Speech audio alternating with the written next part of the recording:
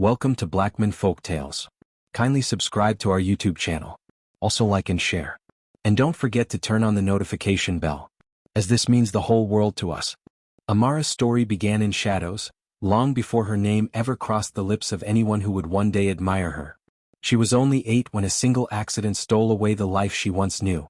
Her parents, both school teachers in a modest town, were killed instantly in a car crash that left no one but her alive. The world became cold, and little Amara was swept into the harsh walls of an orphanage where survival meant learning how to fight for food, blankets, and scraps of attention. Yet, unlike many of the children hardened by loss, Amara refused to let pain shape her heart into stone. She gave away her bread to younger orphans with hungry eyes, sat beside the sick when others avoided them, and even comforted those who mocked her. Life at the orphanage taught her that kindness was a seed that could grow even in the rockiest soil, though no one around her understood why she kept watering it. By the time she turned 18, she was released into the world with nothing more than a small bag of donated clothes and the silent courage that had kept her alive. Her first job was at the Adeyemi household, one of the wealthiest families in the city, whose gates were taller than the roofs of the houses she had grown up near. To the Adeyemis, Amara was invisible, just another maid, a shadow moving silently across polished floors. Madame Adeyemi, a woman who wore her pride like a crown, barely acknowledged her existence except to issue commands. The other workers often mocked Amara for her simplicity, laughing at her modest dresses, her quiet ways, and her soft-spoken nature. But Amara, though bruised by their words, never retaliated. She smiled when others frowned, stayed longer to help when her work was done, and carried herself with a humility that seemed out of place in a mansion where pride filled every corner. She would stay up late helping the cook, whose hands ached from arthritis, or clean the gardener's tools so he wouldn't be scolded. Though unnoticed by the powerful eyes in the house, her quiet acts of kindness painted her as something extraordinary in a world that had long since forgotten compassion. It was during one stormy evening that destiny shifted. The Adeyemi's only son, Michael, had returned from abroad, carrying himself with the air of someone used to success but weary of the emptiness it often brought. He had quarreled bitterly with his parents, and when Amara found him sitting alone in the garden, the rain pelting the earth around him, she hesitated. He was the son of wealth, and she was just a maid.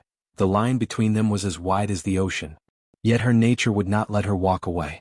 Quietly, she approached and placed a steaming cup of ginger tea beside him, whispering words that felt more powerful than their simplicity. Sometimes warmth is all we need. Michael, stunned, looked at her as though seeing a human being in that mansion for the first time. It wasn't her beauty that struck him, but the sincerity in her eyes, an honesty he had not found among the so-called friends and admirers who surrounded him. That night was the beginning of something neither of them could name, but both would one day realize was the turning of fate's wheel. As days passed, Michael found himself drawn to Amara in ways that unsettled him. It was not attraction born of wealth, beauty, or power. It was something purer, something he had never known in a world where everyone around him seemed to want something. She became the quiet strength he leaned on, even though she never realized it.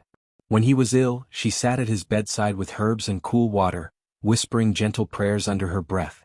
When his business ideas crumbled under criticism from his father, she told him softly, "Even broken soil can grow something new." Michael began to seek her presence, not openly but in those small stolen moments when life felt too heavy. Yet, in a household ruled by pride and control, their closeness did not go unnoticed.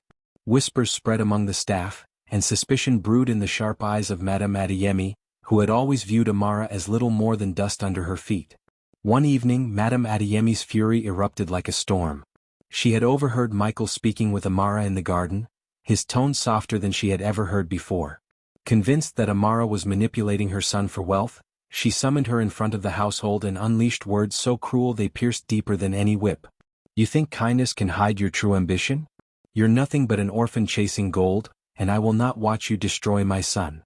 The humiliation was unbearable. With tears burning in her eyes, Amara tried to explain, but her voice was drowned out by the accusations. That very night, she was thrown out of the mansion, her belongings packed into a torn bag, her dignity scattered on the floor she had scrubbed for years. Alone in the dark streets, Amara's heart shattered, not because she had lost shelter or work, but because she believed she had lost the only soul who truly saw her. Yet, even in her pain, she found herself sharing her last loaf of bread with a hungry child, proving that even rejection could not strip away the kindness in her heart. Months slipped by, and though the world grew harsher, Amara refused to let bitterness consume her. She survived by doing odd jobs, still carrying the same quiet dignity she always had. Unknown to her, Michael had fought battles of his own. Defying his parents' authority, he rebuilt his business with determination, his thoughts never far from the maid whose kindness had steadied him when the world mocked his failures.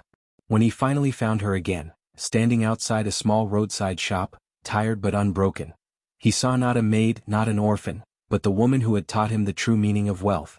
With no grand stage or audience, he knelt before her and asked, "Amara, will you walk with me not because I am wealthy but because with you I've learned what wealth really is?"